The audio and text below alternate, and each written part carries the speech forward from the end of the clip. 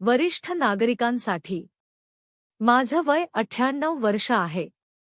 मी 65व्या वर्षापासून या 7 गोष्टी करणे बंद केले. आजही मी पूर्णपणे निरोगी आणि तंदुरुस्त आहे.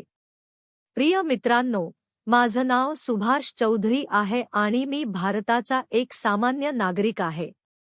आजचा हा व्हिडिओ आपल्या सर्व वरिष्ठ नागरिक मित्रांसाठी खूप महत्त्वाचा आहे. विशेषतः ज्यांचे वय 55 ते 60 वर्षांपेक्षा जास्त आहे त्यांच्यासाठी. आज आपण एका अशा वृद्ध व्यक्तीबद्दल बोलणार आहोत ज्यांचे वय 98 वर्षे आहे. ही एका परदेशी व्यक्तीची कथा आहे. त्यांचं म्हणणं आहे की त्यांनी 60 ते 65 वर्षांनंतर 7 गोष्टी पूर्णपणे सोडून दिल्या आणि त्या गोष्टींकडे दुर्लक्ष केल्यामुळे त्यांचं आयुष्य लांब, निरोगी आणि आनंदी राहिलं. जे लोक दीर्घायुष्य जगू इच्छितात, आयुष्यात निरोगी आणि आनंदी राहू इच्छितात, त्यांनीही या 7 गोष्टी सोडून द्यायला हव्यात. जर तुम्ही या गोष्टींकडे दुर्लक्ष केलं, त्यांना महत्त्व दिलं नाही, तर तुमचं आयुष्यही आनंदी, शांत आणि दीर्घ होऊ शकतं. तुम्हीही त्यांच्याप्रमाणे 100 वर्षे पूर्ण करू शकता. तर आज आपण त्या 7 गोष्टींबद्दल बोलणार आहोत ज्या त्या वृद्ध व्यक्तीने सांगितल्या आहेत. सर्वात पहिली गोष्ट त्यांनी सांगितली की आम्ही अंधार पडल्यानंतर जेवण करणं बंद केलं. म्हणजे संध्याकाळी 6 ते 7 वाजल्यानंतर, सूर्य मावळल्यानंतर जेवण करायचं नाही. त्यांनी ही सवय अंगीकारली. त्यांचं म्हणणं होतं की आधी ते खूप उशिरा जेवायचे, रात्री 10, 11, अगदी 12 वाजताही. त्यामुळे सकाळी उठल्यावर शरीरात जडपणा जाणवायचा. पचन व्यवस्थित होत नव्हतं. कधी कधी छातीतही जडपणा वाटायचा. मग जेव्हा त्यांचं वय 65 ते 70 वर्ष झालं, तेव्हा कुणीतरी त्यांना सल्ला दिला की संध्याकाळी 7 वाजण्यापूर्वी जेवण पूर्ण करावं. त्यांनी हा सल्ला स्वीकारला. ते 6 ते 7 वाजण्यापूर्वीच जेवून घ्यायचे. सूर्य मावळल्यानंतर जेवण पूर्ण, त्यानंतर काहीही खायचं नाही. कधी थोडी भूक लागली तर चहा, दूध किंवा एखादी हलकी द्रव गोष्ट घ्यायचे, पण धान्य किंवा जड अन्न खायचे नाही. त्यांचं म्हणणं आहे की यामुळे सकाळी उठल्यावर शरीर हलकं वाटू लागलं. पचनशक्ती सुधारली. झोप चांगली लागू लागली. आणि चांगली झोप मिळाल्यामुळे त्यांना अधिक निरोगी वाटू लागलं. त्यांनी सांगितलं की उशिरा जेवण करणं पूर्णपणे बंद करायला हवं. असं का होतं? कारण जेव्हा तुम्ही उशिरा जेवता, तेव्हा रात्री शरीराला 2 कामं करावी लागतात. एक म्हणजे झोपेची प्रक्रिया आणि दुसरं म्हणजे अन्न पचवण्याचं काम. शरीराची सगळी ऊर्जा अन्न पचवण्यात खर्च होते. पण जर तुम्ही संध्याकाळी 6 ते 7 वाजता जेवलात, तर रात्री 10 ते 11 वाजेपर्यंत अन्न बऱ्याच प्रमाणात पचलेलं असतं. मग शरीराला पचनावर काम करावं लागत नाही. त्याऐवजी शरीर स्वतःच्या दुरुस्तीवर काम करतं. नवीन पेशी तयार होतात, रोगप्रतिकारक शक्ती मजबूत होते. यामुळे तुमची इम्युनिटी सुधारते, झोप चांगली लागते, शरीरातील पेशी दुरुस्त होतात आणि नवीन पेशी तयार होतात. तुमचं हृदय, फुफ्फुसे, पचनसंस्था आणि शरीरातील इतर अवयव अधिक चांगल्या प्रकारे काम करू लागतात. म्हणून त्यांचा पहिला सल्ला होता, उशिरा जेवण करणं बंद करा. दुसरी गोष्ट म्हणजे लोकांशी वाद घालणं बंद करा. खूप लोकांमध्ये असं होतं. मग ते वृद्धापकाळात असो किंवा तरुणपणी, की अनेक लोक आपल्या बोलण्याशी सहमत नसतात आणि ते अतार्किक गोष्टी बोलतात. जबरदस्तीने वाद घालतात. मग त्याच्या उत्तरात आपण आपला मुद्दा मांडतो आणि त्या वादात अधिकाधिक अडकत जातो. एकाने काही बोललं, मग दुसऱ्याने उत्तर दिलं, पुन्हा पहिल्याने काही बोललं. असा वाद सुरूच राहतो. आणि आपल्याला वाटतं की आपला मुद्दा सिद्ध करायला हवा, आपण जे बोललो ते खरं ठरवायला हवं. त्यातच आपण गुंतून राहतो. अनेक वेळा आपण वाद जिंकतोही. समोरच्याला आपलं म्हणणं मान्य करायला लावतो. पण त्या वादामुळे जी मानसिक थकवा येतो, जी कटुता निर्माण होते, जो ताण तयार होतो, त्याचा काहीच फायदा नसतो. उलट त्याचा आपल्या शरीरावर, मनावर आणि आरोग्यावर वाईट परिणाम होतो. म्हणून त्यांनी सांगितलं, मूर्ख लोकांशी वाद घालणं बंद करा. जे लोक तुमचं म्हणणं समजून घेऊ शकत नाहीत, त्यांना समजावणं किंवा त्यांच्याशी वाद करणं म्हणजे फक्त स्वतःची ऊर्जा वाया घालवणं आणि ताण वाढवणं. हा ताण, जास्त बोलणं आणि सततची वादविवादाची सवय तुम्हाला थकवते, आजारी बनवते आणि तुमची साठवलेली ऊर्जा कमी करते. याचा थेट परिणाम आरोग्यावर होतो. म्हणून त्यांनी वाद घालणं पूर्णपणे सोडलं. जिथे काही निष्पन्न होणार नाही, तिथे ते फक्त म्हणायचे, ठीक आहे भाऊ, तुम्ही बरोबर आहात. त्यांचं म्हणणं होतं की यामुळे त्यांची खूप ऊर्जा वाचली आणि ते नेहमी ताजेतवाने वाटू लागले. आधी जो मानसिक थकवा, ताण आणि चिंतेची भावना निर्माण व्हायची, त्यातून त्यांची सुटका झाली. आपणही हेच करायला हवं. आपल्या आनंदावर, मानसिक शांततेवर आणि आरोग्यावर लक्ष द्यायला हवं. निरर्थक वाद जिंकण्यासाठी स्वतःची ऊर्जा खर्च करणं योग्य नाही. तर या 2 गोष्टी झाल्या. तिसरी गोष्ट, दिवसभर बसून राहणं बंद करा. त्यांनी त्यांच्या कुटुंबाबद्दल सांगितलं. ते आणि त्यांची पत्नी दोघं एकत्र राहत होते. पण त्यांची पत्नी फारशी चालत फिरत नसे. ती दिवसभर एका आरामखुर्चीत बसून राहायची. पण हे गृहस्थ मात्र रोज चालायला जायचे. मन असो वा नसो, व्यायाम करायचे. सुरुवातीला दोघेही निरोगी होते. खरं तर वयाच्या साठीत त्यांची पत्नी त्यांच्यापेक्षा अधिक निरोगी होती. पण हळूहळू तिने आळशी जीवनशैली स्वीकारली. शरीराची हालचाल जवळजवळ बंद झाली. दिवसभर खुर्चीत बसून राहण्यामुळे तिचं आरोग्य खालावत गेलं आणि वयाच्या 71व्या वर्षी तिचं निधन झालं. पण हे गृहस्थ सतत सक्रिय राहिले. चालणं, फिरणं, व्यायाम करणं त्यांनी कधीच सोडलं नाही. त्यांनी निष्क्रिय, हालचाल नसलेलं जीवन स्वीकारलं नाही. आज 98व्या वर्षीही ते आनंदाने बोलतात, चालतात आणि स्वतःची कामं करतात. त्यांचं म्हणणं आहे की सतत हालचाल करण्याची सवय आणि आळशी जीवनशैली टाळल्यामुळेच त्यांचं आयुष्य अधिक निरोगी आणि दीर्घ झालं. म्हणून आपणही दिवसभर बसून राहण्याची सवय टाळली पाहिजे. सतत बसून राहणं हे शरीरासाठी, मनासाठी आणि आरोग्यासाठी खूप घातक आहे.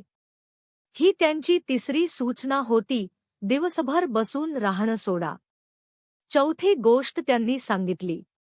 अनेक वेळा असं होतं की एखाद्या जवळच्या व्यक्तीसोबत, मित्र, भाऊ, कुटुंबातील सदस्य किंवा वडील आणि मुलामध्ये काहीतरी वाद होतो. बोलणं बंद होतं.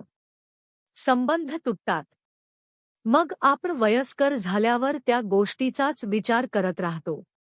असं का झालं, मी असं का बोललो, त्याने असं का केलं, आपण त्या आठवणीतच अडकून राहतो.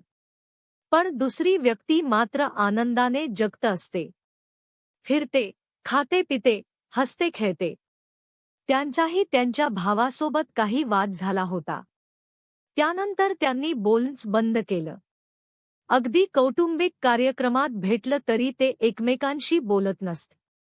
पण जसजसं वय वाढत गेलं, तसतसा त्या ताणाचा भार त्यांच्या मनावर वाढत गेला. त्यांचा लहान भाऊ मात्र आनंदाने जगत होता. तेव्हा त्यांना जाणवलं, त्रास फक्त मीच सहन करतोय. मग एक दिवस त्यांनी भावाला फोन केला आणि म्हणाले, तुझी चूक होती, पण मी तुला माफ करतो. हे बोलताना ते रडू लागले. त्यांचा भाऊही रडू लागला. दोघेही खूप वेळ रडले आणि पुन्हा एकत्र आले. त्यांचं म्हणणं होतं की त्यानंतर असं वाटलं जणू छातीवर ठेवलेला एक मोठा दगड दूर झाला. हृदयावर, शरीरावर आणि मनावर एक जड ओझं होतं, ते पूर्णपणे दूर झालं. मला असं वाटलं की मी खूप हलका झालो आहे. मनातला ताण, दुःख, राग सगळं कमी झालं. असं नाही की मी त्याला मनापासून पूर्ण माफ केलं होतं, पण आपल्यालाही जगायचं असतं ना. नात्यांमधली कटुता, मनात उभी राहिलेली भिंत हळूहळू दूर झाली. त्यानंतर ते दोघे पुन्हा चांगले राहू लागले आणि त्यांची तब्येतही सुधारली. ते अधिक निरोगी आणि फिट राहू लागले. म्हणूनच त्यांनी सांगितलं की जुन्या गोष्टी, जुन्या तक्रारी, जुने राग आणि मनातली कटुता फार काळ धरून ठेवू नये. कारण शेवटी प्रत्येकाला या जगातून जावंच लागणार आहे. या जगात प्रत्येक माणूस एखादी भूमिका निभावत असतो.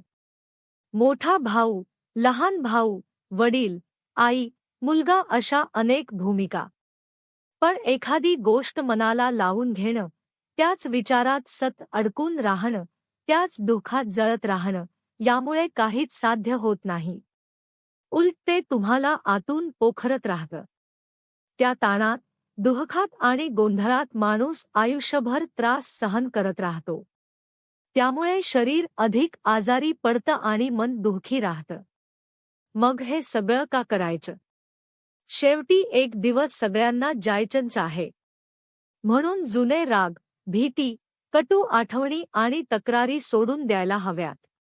लोकांना माफ करा, मन स्वच्छ ठेवा आणि पुढे चला. त्यांचा सल्ला होता की मन मोठं करून माफ केलं पाहिजे, जेणेकरून आपलं आयुष्यही शांत आणि आनंदी राहील आणि मनात कोणताही पश्चाताप उरणार नाही. 5वी गोष्ट त्यांनी सांगितली, संध्याकाळच्या वेळेला टीव्ही पाहणं बंद केलं. आजकाल लोक दिवसभर टीव्ही किंवा मोबाईल पाहत राहतात.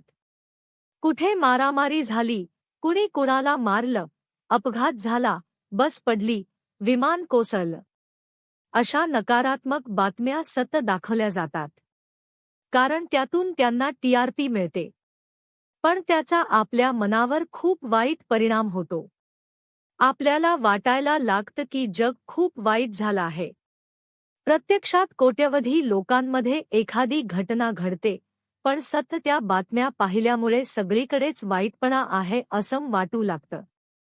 संध्याकाळच्या वेळेला अशा नकारात्मक गोष्टी पाहिल्या, ऐकल्या किंवा वाचल्या तर रात्री शांत झोप कशी लागणार?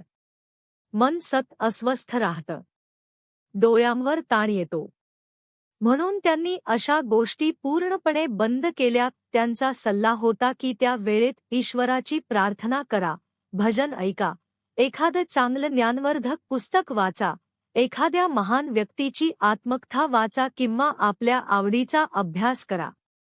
हे अधिक चांगलं आहे, कारण सतत हिंसा, नकारात्मकता आणि चुकीच्या गोष्टींवर लक्ष केंद्रित केल्याने चिंता वाढते, झोपेच्या समस्या निर्माण होतात, रक्तदाब वाढू शकतो, पचनशक्ती कमकुवत होऊ शकते आणि मन सतत तणावात राहतं. मग हे सगळं का करायचं? म्हणून अशा नकारात्मक बातम्या आणि गोष्टींपासून दूर राहणं हेच आपल्या आरोग्यासाठी योग्य आहे. 6वी गोष्ट, प्रत्येकाला खुश करण्याची गरज नाही. त्यांनी सांगितलं की जेव्हा तुमचं वय 60 ते 65 वर्षांपेक्षा जास्त होतं, तेव्हा प्रत्येकाला खुश करण्याचा प्रयत्न करणं थांबवा.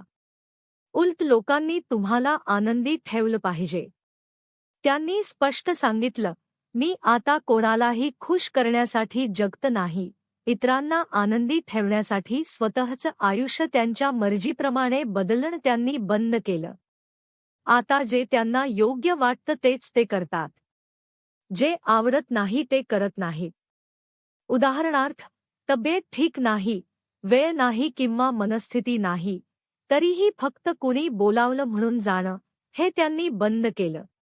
कुणी रागावलं तर रागावू द्या. त्यांचं म्हणणं होतं की तुमचं आयुष्य तुमच्यासाठी सर्वात महत्त्वाचं आहे. तुम्ही आयुष्यभर अनेकांना खुश करण्याचा प्रयत्न केला, पण शेवटी ते खरोखर खुश झाले की नाही हेही माहीत नाही. जर एखाद्याने तुमचं एखादं नकार ऐकून तुमच्याशी बोलणं बंद केलं, तर तो संबंध एकतर्फी होता. मग आयुष्यभर दुसऱ्यांच्या आनंदासाठी धावत राहून स्वतःचं आयुष्य का खराब करायचं? असं केल्याने तुम्ही आजारी पडाल, मानसिक तणावात राहाल आणि स्वतःचं नुकसान कराल.